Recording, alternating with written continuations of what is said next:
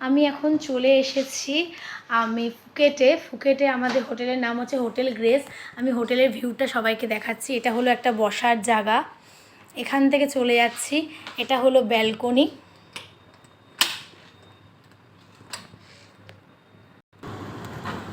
এটা হলো ব্যালকনি, এখান থেকে বাইরের ভিউ দেখা যাবে।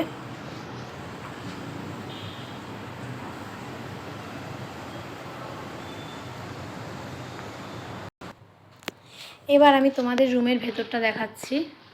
এটা হলো রুমটা, এটা হলো টিভি,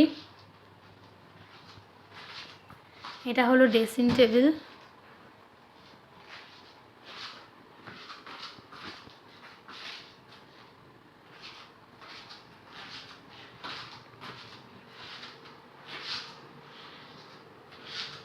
এটা হলো বাথরুম, বাথ টাওয়াল দেওয়া আছে এখানে,